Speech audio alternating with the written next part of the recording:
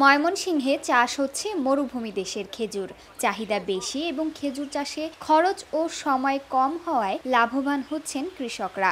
সরকারি সহযোগিতায় খেজুর চাষ সম্প্রসারণ করা গেলে কমে আসবে বিদেশ থেকে খেজুর আমদানি। ময়মনসিংহের ভালুকার খেজুর চাষিরা সৌদি আরবে কাজের সুবাদে গিয়ে বীজ এনে শুরু করেন খেজুর চাষ। নিজ উদ্যোগে উত্তপ্ত আবহাওয়ায় হওয়া এই ফল ফলান দেশের মাটিতে। এতে তৈরি হচ্ছে বেকার যুবকদের কর্মসংস্থান। কৃষি বিভাগ বলেছে, খেজুর চাষ সম্প্রসারণে উদ্বুদ্ধ করা হচ্ছে কৃষকদের।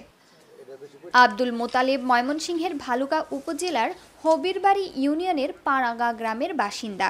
সৌদি আরবে গিয়ে ১৯৯৮ থেকে ২০০১ সাল পর্যন্ত ৩ বছর খেজুর বাগানে কাজ করেছিলেন। ফেরার সময় উন্নত জাতের খেজুরের প্রায় ৩৫ কেজি বীজ নিয়ে আসেন। সেই বীজ থেকে বাড়ির আঙিনায় ৭০% জমিতে রোপণ করেন ২৭৫টি চারা গাছ।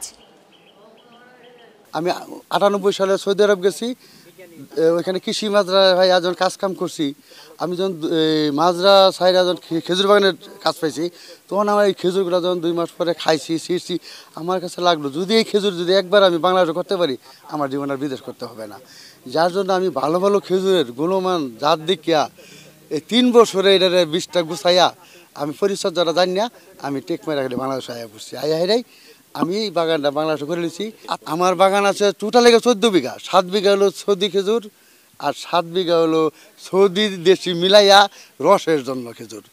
আর আমার ৭ বিঘা সৌদি খেজুরের মধ্যে ৩,০০০ গাছ আছে। খালি গাছ বেচা আর গাছ ঠিক রাখার জন্য ৩,০০০ গাছ বানিয়ে আনছি আল্লাহর রহমতে। এখন শুধু রমজান মাসে ইফতারির জন্য নয়, সারা বছর স্বাস্থ্য সচেতন মানুষের খাবারের তালিকায় থাকে খেজুর। বাজারে মরুভূমি দেশের আজওয়া, মরিয়ম, সুক্কারি, আনবারা, সাগাই সহ বিভিন্ন জাতের খেজুরের চাহিদা রয়েছে বেশ। বাংলাদেশের সর্বপ্রথম সৌদি খেজুর বাগান এই মোতালেব পাড়াগাঁও করেছে ভালুকা উপজেলার পাড়াগাঁও গ্রামে।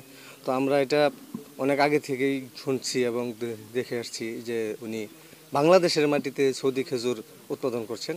তাই আমি এই বাগান আজকে ঘুরে দেখলাম, গাছে গাছে থোকা থোকা খেজুর ধরেছে এবং খেতেও সুমিষ্ট খুব।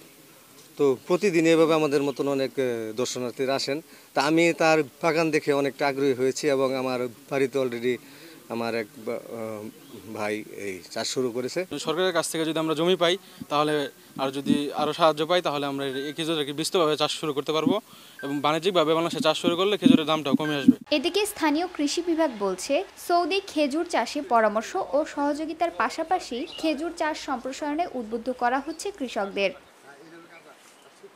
খেজুর চাষের ক্ষেত্রে আমরা কৃষকদেরকে যে পরামর্শগুলো দিয়ে থাকি, যদিও খেজুরের রোগবালাই পোকামাকড়ের আক্রমণ খুবই কম হয়, তারপরে সময়ে সময়ে যে রোগবালাই পোকামাকড় আক্রমণ হয়, আমরা কৃষকদের পাশে থেকে আমাদের উপসহকারী কৃষি কর্মকর্তা সহ উপজেলার বিভিন্ন কর্মকর্তা সময়ে সময়ে এসে কৃষকের প্রয়োজনীয় পরামর্শ দিয়ে থাকে।